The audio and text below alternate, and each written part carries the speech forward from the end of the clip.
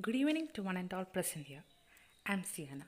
I'm here before you with the topic Life in 60s and 70s. Britain in 1960s. Swinging 60s was a youth-driven cultural revolution that took place in United Kingdom during the mid to late 1960s, emphasizing modernity and fun-loving hedonism with swinging London as its center. It saw a flourishing in art, music, and fashion, and was symbolized by city's pop and fashion exports. Decade of tremendous change in international social and cultural affairs. Harold Wilson became the Prime Minister in 1964. All these events took place in 1960s. Another important event that happened in 1960s was a new attitude towards class distinction. About this point, I had prepared a slide and you can see it afterwards. In the coming slides, I put it in the coming slides. Next is liberalization of 1960s was a major progress in the sphere of higher education. During this time, many universities came up. The universities of Sussex, York, Kent were created. Teacher training colleges were also upgraded and their importance was recognized. Colleges devoted to the study of art and design were also founded. Now, the primary schools also underwent a metamorphosis. The primary school curriculum, which was under the shadow of Victorian values, was made more flexible and enjoyable. For a long time, the main focus of primary education was teaching the three arts reading, writing, and arithmetic to little children.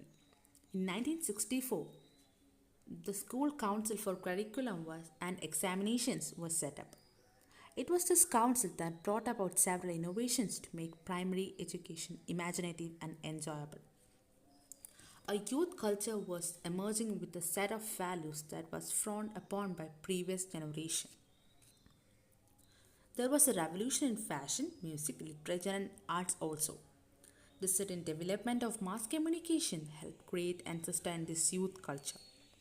As the youth culture moved forward, it began to include such phenomena as flower power, the hippie movement, LSD, and hard drugs. Slowly, the glamour of new generations began to fade in the shadow of violence. As the frenetic decade wore on, it became increasingly clear that its youth culture was heading towards disaster. So, the parents of 60s teenage generation had spent their fighting for their lives in the Second World War, as Justin said, and wanted their own children to enjoy the youth and be able to have more fun and freedom. So, the lifestyle of people in the early, during the pre-war years and during the war years changed after the warriors, I mean after the during the post-war years, the lifestyle of people changed. And revolution was also in the fields of fashion, music, literature and arts, as I mentioned earlier.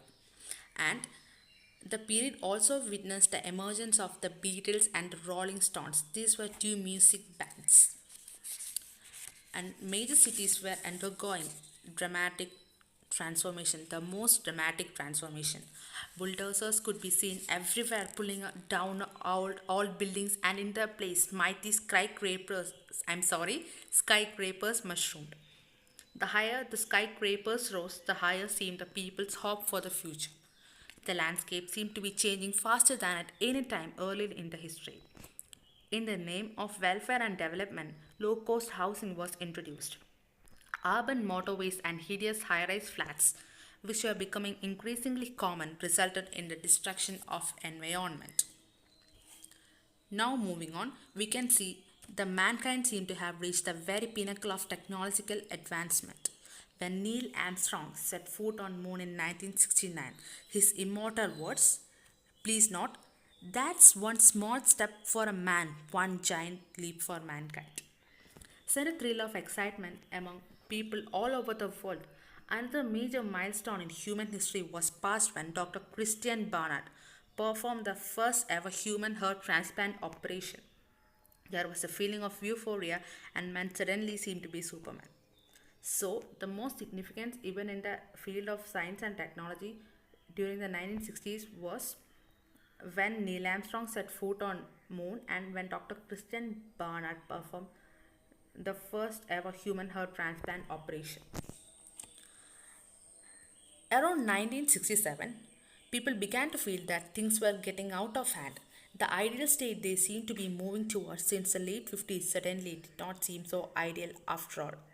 A new set of words such as conservation, the environment, pollution, and ecology began to be a part of everyday vocabulary. A growing sense of horror at the destruction caused by runaway technology began to hit mankind for the first time. They began to be aware of the harm being done to the countryside, rivers, seas, and to the other species of the planet. Now we can move on to the field of literature. In the world of literature, a new type of drama known as kitchen drama became popular. I have given the explanation of kitchen drama as well as absurd drama on the coming slides. You can see this type of drama focused very realistically on domestic life, family quarrels, marriage, and other matters pertaining to the ordinary bourgeois way of life. And the second type of drama is known as absurd drama. It takes reform of one man's reaction to a world apparently without meaning or man as a puppet. It tells the reaction of people without destination and direction. Another important was the moment Another important objective of the literature was the moment. It was led by a group whose sole aim was to prove the importance of English poetry of the new modernist poetry. The members of the movement were not anti-modernist, they were opposed to modernism, which was reflected in the Englishness of their poetry. The movement sparked the divisions among different types of poetry. Please note, whenever you see the word the moment, it should be the T and M should be in capital letters, as well as it should be under the single inverter commas. It must be put under the single inverter commas. Okay, let's come into a conclusion to life in 60s. Looking back, the 60s was a crucial period in the history of not only Great Britain but of the whole world. Tremendous changes were taking place all over the globe. Some of the changes were for betterment of civilization, but at the same time there were changes taking place which would have negative repercussions in the next decade. The climax of scientific advancement in this decade was reached when man first landed on the moon. At the same time, civilization took a severe beating due to drug abuse by youth of 60s. The mood of 60s, however, was one of acceleration and youthful optimism. Okay, now in the following slides you can see the reforms in education that happened during 1960s and 70s. Some points I have collected and I have made it into two slides. The education in Britain in 1960s and 70s, it's only what we have discussed in the previous slide. I just made a conclusion. I hope you can understand it.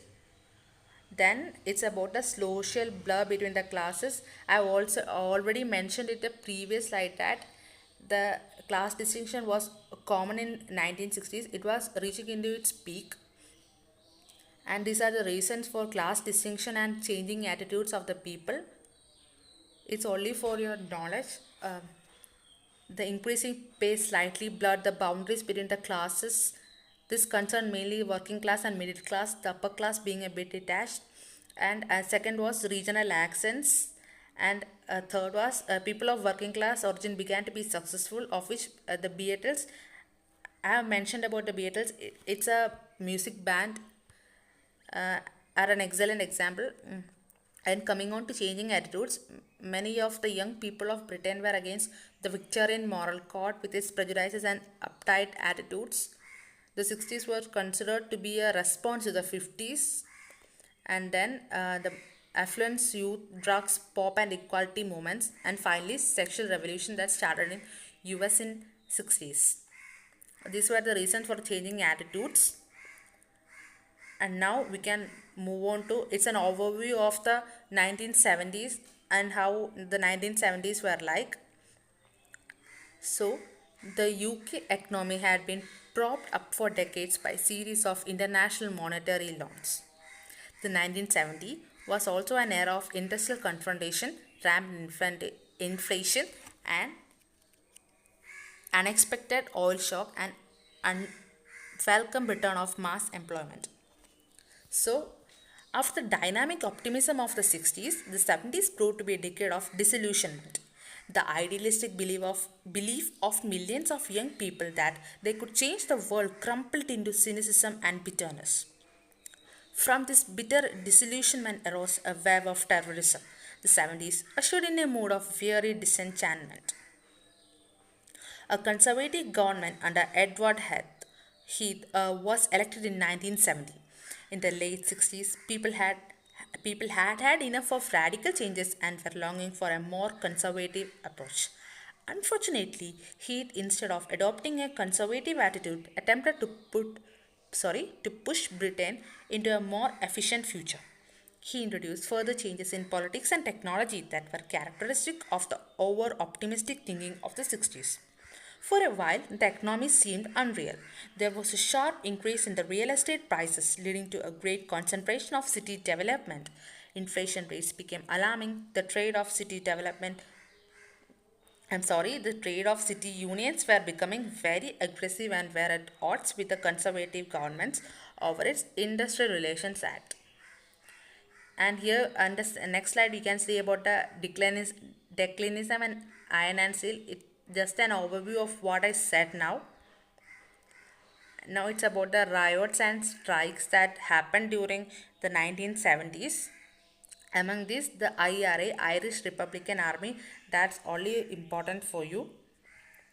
And on speaking about the riots and strike, we can say the youth revolution has reached its climax in the 60s.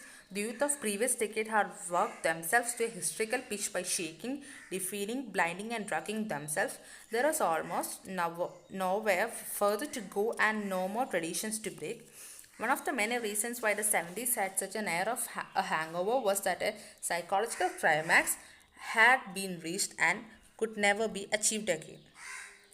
In England, the Irish Republican Army intensified its nationalistic campaign through a series of terrorist activities. Several people were wounded when two car bombs exploded in central London. The IRA was responsible for the disaster. Another explosion caused by the IRA destroyed parts of 800 Old Westminster Hall and the Tower of London. There were several other cases of IRA-backed terrorist activities in the 70s. In fact, Earl Mountbatten, Queen Elizabeth II's cousin, was killed by an IRA bomb. And next is about the immigration, that banning of US has banned the immigration of West Indians, and it's a short point on that. And in the next slide, you can see the battle at the carnival. It's just for information.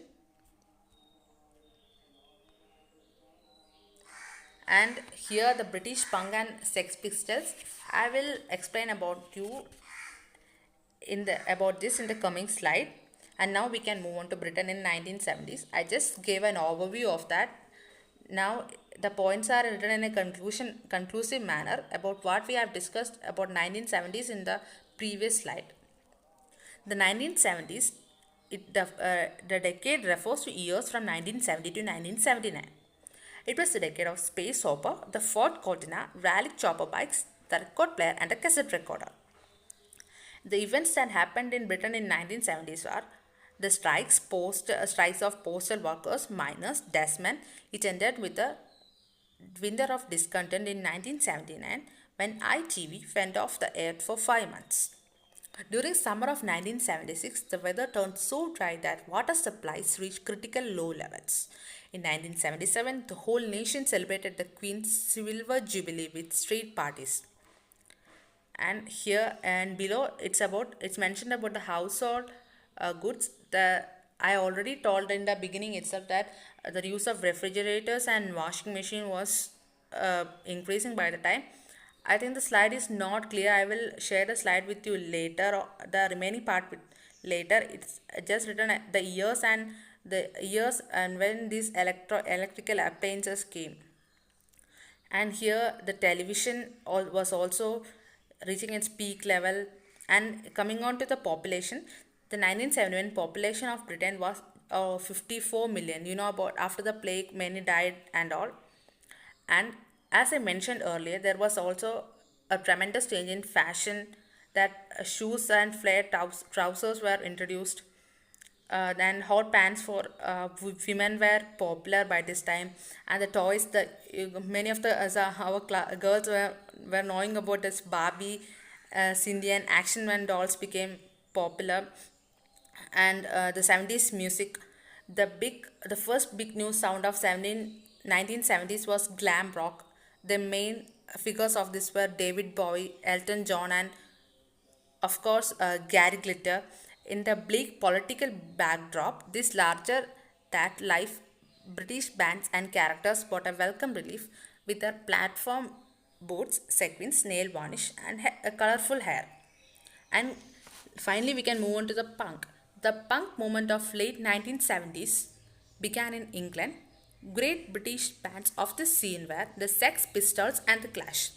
The punk style was Mohicans, bondage cloths, safety pins, piercing, and bower boots. I will share the notes. I will share more detailed information about punk.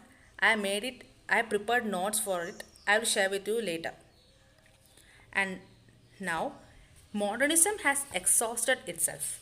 It has experimented with form, structure, and tonality till there was no structure left to topple.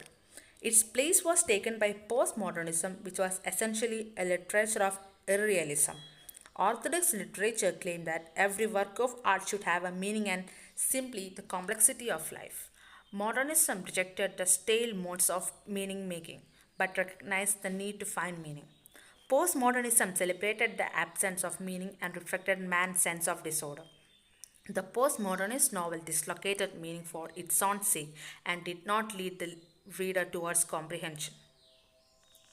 Some of the writers who had begun their careers in the modern period continued to write in the 70s. Graham Greene wrote several books which had the Cold War as their backdrop. P.G. Wodehouse continued to be the popular and was widely read. Doris Lessing and Iris Murdoch were some of the prominent women writers of the period. So the 70s was essentially a decade of disillusionment. I'm sorry. Of course, there had been several benefits due to the progress of technology such as hot baths, color television, jet travel, and assorted medical marvels. Nevertheless, people began to discern that these were just short lived luxuries. There was a hankering after a lost simplicity and innocence. To sum up in the words of Christopher Booker, never before in the history had there been an age so distrustful of the present, so fearful of the future, so enamored of the past. I hope you understood about the 1960s and 70s as well. And the final slide is about the transport, coal or electricity, the mines and the nuclear energy transformation and all.